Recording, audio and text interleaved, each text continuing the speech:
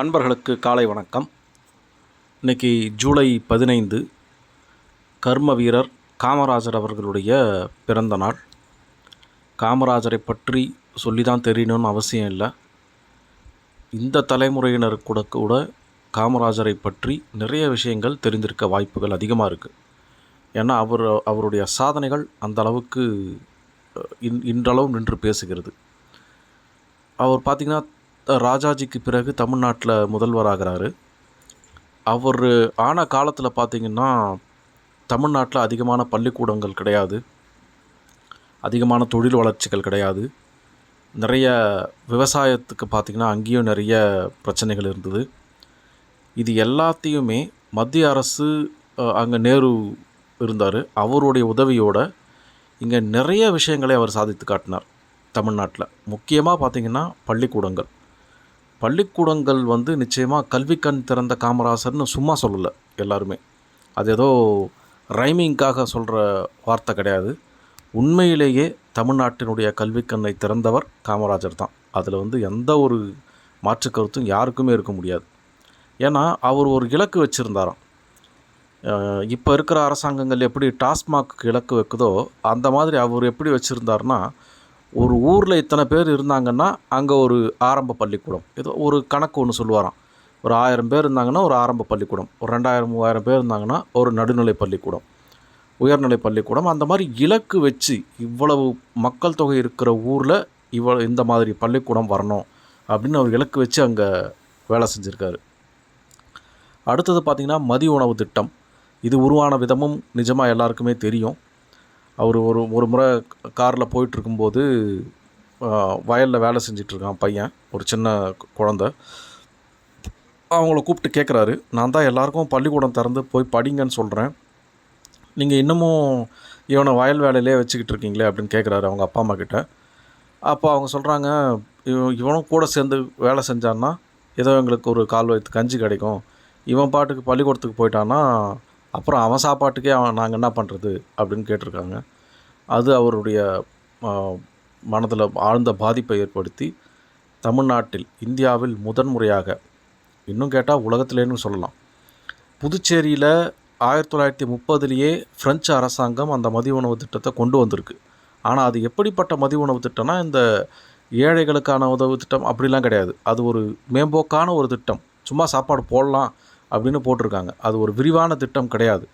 உலக அளவிலேயே மதிய உணவை ஒரு முறைப்படுத்தப்பட்ட திட்டமாக மாற்றி அதை எல்லா பள்ளிக்கூடங்களுக்கும் போடணும் அப்படின்னு தமிழ்நாட்டில் முதல் முறையாக செயல்படுத்தி, இந்தியாவில் பார்த்திங்கன்னா 2002 தான் எல்லா மாநிலங்களும் கண்டிப்பாக செயல்படுத்தணும்னு தீர்ப்பே வந்திருக்கு. அவர் 1960களிலே அதை செஞ்சு முடிச்சிட்டாரு. ஏன்னா அந்த ஒரு வேளை சாப்பாட்டுக்கு தானே நீங்கள் அவனை கூப்பிட்டு போகிறீங்க வேலைக்கு, அதையே நானே போடுறேன் அப்படின்னு சொல்லி அவர் பள்ளிக்கூடத்துக்கு வர வச்சு பிள்ளைகளை படிக்க வச்சார். அவர் படிக்காததுனால அந்த கல்வியினுடைய அருமை அவருக்கு ரொம்ப அருமையாக தெரிஞ்சுது. அடுத்தது பார்த்திங்கன்னா ஒரு சுவையான சம்பவம், இதுவும் நிறைய பேர் கேள்விப்பட்டிருப்பீங்க. வேலூரில் பார்த்திங்கன்னா ஒரு கடுமையான குடிநீர் பஞ்சம் ஒரு சமயத்தில்.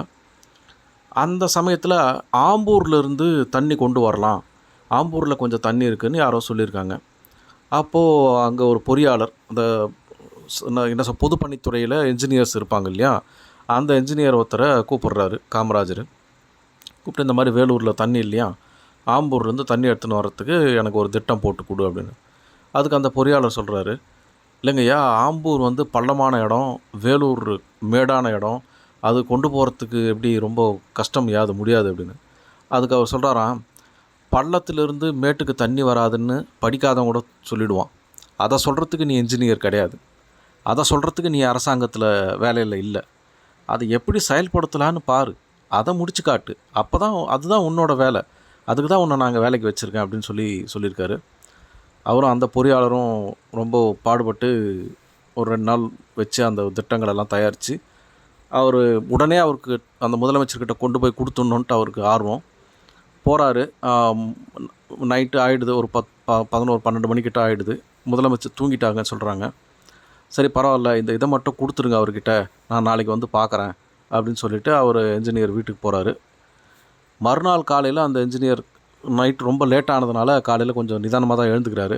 6 மணி 7 மணிக்கு பார்த்தா அவர் வீட்டில் முதல்வர் காமராஜர் வந்து உட்காந்து வெயிட் பண்ணுறாரு. அவருக்கு ஒரே தூக்கி வாரி போட்டுச்சு, ஒரே பதறிட்டார். நீங்கள் எதுக்கு வந்தீங்க அப்படின்னு. நீ வந்து என்னோடய தூக்கத்தை நைட்டு கெடுக்கலை, உன் வேலையை பண்ணிட்ட. அதே மாதிரி நானும் உன்னோட தூக்கத்தை கெடுக்க விரும்பலை. உன்னோட திட்டத்தை பார்த்தா ரொம்ப அருமையாக இருந்தது, நிஜமாக இதை செயல்படுத்திடலாம் அப்படின்னு சொல்லி செயல்படுத்தியிருக்காரு. அந்த என்ஜினியர் பொறியாளர் வேறு யாரும் இல்லை, அப்துல் கலாம் ஐயா தான். அவர் அப்போவே பார்த்திங்கன்னா காமராஜர் மேலே அவ்வளவு ஈடுபாடு அதிலிருந்து ஆரம்பிச்சிருக்கு. இந்த மாதிரி பார்த்திங்கன்னா நிறைய சமயோசித அறிவு, மக்களை வந்து நம்ம தானே காப்பாற்றணும், இது நம்ம நாடு தானே. அவர் ஆக்சுவலி தேர்தலில் தோற்ற போது நிறைய பேர் வந்து அவர்கிட்ட ரொம்ப கவலைப்பட்டாங்களாம், நீங்கள் உங்களை கூட தோக்கடிச்சிட்டாங்களே அப்படின்னு. அப்போ அவருக்கு சொன்னாராம், அதாவது காமராஜர் கூட தோக்கடிச்சிட்டாங்களேன்னு சொல்லியிருக்காங்க. அவர் அதுக்கு சொல்லியிருக்காரு, காமராஜரும் தோக்கிறதுக்கு தான், அதுக்கு பேர் தான் ஜனநாயகம், அதுக்கு தானேயா பாடுபட்டோம், நம்ம அதுக்கு தானே சுதந்திரம் வாங்கினோம். நான் மட்டுமே ஜெயிச்சுட்டு இருக்கக்கூடாதுல்ல, நானும் தோக்கணும், என்னையும் மக்கள் வந்து மாற்றணும், அதுதான் ஜனநாயகம், அதுக்கு தானே நம்ம பாடுபட்டோம்னாராம். எந்த அளவுக்கு ஒரு தெளிவு பாருங்கள். எவ்வளவு பட்டப்படிப்பு படிச்சிருந்தாலும் இந்த அளவுக்கு தெளிவான ஒரு வார்த்தைகள் நிச்சயமாக வரவே வராது. அப்படிப்பட்ட அற்புதமான ஒரு தலைவர். அவர் ஆண்ட தமிழ்நாட்டில் நம்ம இருக்கோன்றதே ஒரு பெரிய விஷயம். அவர் காலத்தில் இல்லையே தவிர அவர் ஆண்ட தமிழ்நாட்டில் நம்ம இருக்கோம் அப்படிங்கிறதே உண்மையிலே ஒரு பெருமிதமான ஒரு விஷயந்தான். இப்போ இருக்கிற தலைவர்கள் அதெல்லாம் பற்றி நான் எதுவுமே கம்பேர் பண்ண விரும்பலை, அதெல்லாம் தேவையில்லாத ஒரு விஷயம். இன்று அவருடைய பிறந்த நாள், அவருடைய சாதனைகளையும் அவருடைய பெருமைகளையும் நினைவு கூறுறதுல எனக்கு ரொம்ப மகிழ்ச்சி. திருக்குறளில் பார்த்திங்கன்னா செங்கோன்மை அப்படின்னு ஒரு அதிகாரம். செங்கோன்மைனா அது அரசருக்கு சொல்லப்பட்டது தான். ஒரு நல்ல ஆட்சி, ஒரு நல்ல மன்னன் எப்படி இருக்கணும் அப்படிங்கிறது அதில் 10 குறளில் சொல்கிறாரு. அதில் ஒரு குறளில் சொல்கிறாரு, அஞ்சாமை ஈகை அறிவு ஊக்கம் இந்நான்கும் எஞ்சாமை வேந்தர் இயல்பு. 4 விஷயம் சொல்கிறாரு. இந்த 4 விஷயம் ஒரு நாட்டினுடைய மன்னனுக்கு இருக்கணும். என்னென்னா, அஞ்சாமை, எதற்கும் பயப்படக்கூடாது. ஒன்று எதிரி நாடுகளுக்கு பயப்படாமல் இருக்கிறதுன்றது விஷயம் வேறு. அதை தவிர ஒரு முடிவு எடுக்கும் போதும் ஒரு பிரச்சனைகள் வரும்போதும் அதை பயப்படாமல் எதிர்கொள்ளணும், அதுவும் அந்த அஞ்சாமை. ஈகை சொன்ன மாதிரி மக்களுக்கு வந்து நம் அரசாங்கத்தால் என்னென்ன செய்ய முடியுன்றதை அவங்க பார்க்கணும், அது ஈகை. அறிவு, பல துறைகளை பற்றின அறிவு. நிச்சயமாக அந்த மாதிரி அறிவுகள் இருந்ததுனால தான் காமராஜரால் தமிழ்நாட்டை சிறப்பாக ஆட்சி நடத்த முடிந்தது. அவருக்கு படிப்பறிவு இல்லையே தவிர பட்டறிவு, அனுபவ அறிவு நிறைய அதிகம். அறிவு. அடுத்தது ஊக்கம். ஊக்கம்னா மன எழுச்சி. சோர்ந்து போகக்கூடாது. ஒரு விஷயம் நடக்கலை, ஒரு விஷயம் தள்ளி போகுது அப்படின்னா சோர்ந்து போயிடக்கூடாது. அதை மறுபடியும் முயற்சி செஞ்சு அதை முடிக்கணும். அதுதான் ஒரு மன்னனுக்கான இயல்புகள். இந்த 4ம் எஞ்சாமை. எஞ்சுதல்னால் உங்களுக்கே தெரியும், மீந்து போகிறது. எஞ்சிய பொருள் சொன்னால் மீந்த பொருள். அதாவது இந்த 4 பொருளும் மிச்சம் இல்லாமல் இருக்கணும். இந்த கொஞ்சம் அறிவு இருக்குது, இன்னும் கொஞ்சம் இல்லை இன்னும் தைரியம் வந்து இன்னும் கொஞ்சம் வேணும், அப்படி இருக்கக்கூடாது. எஞ்சாமை, மிச்சம் இல்லாமல், மிச்சம் மீதி இல்லாமல் இந்த 4 குணங்களும் நிறைந்து வழியணும் ஒரு மன்னன்கிட்ட. அப்படி இருக்கிறது தான் ஒரு வேந்தரோட இயல்பு. அதுதான் இயல்புன்னே சொல்கிறாரு. அப்படி இருந்தால் தான் அவன் மன்னன் அப்படின்னே சொல்கிறாரு. அதனால் நாட்டை ஆள்றவங்க கிட்ட இந்த 4 குணங்களும் இருந்தால் மிக அற்புதமாக நாடு விளங்கும்ன்றதில் எந்த ஒரு சந்தேகமும் இல்லை. அஞ்சாமை ஈகை அறிவு ஊக்கம் இந்நான்கும் எஞ்சாமை வேந்தர் இயல்பு. நாளைக்கு வேறு ஒரு குறள் மூலமாக சந்திக்கலாம். நன்றி. உங்கள் அன்பன் ஸ்ரீதரன்.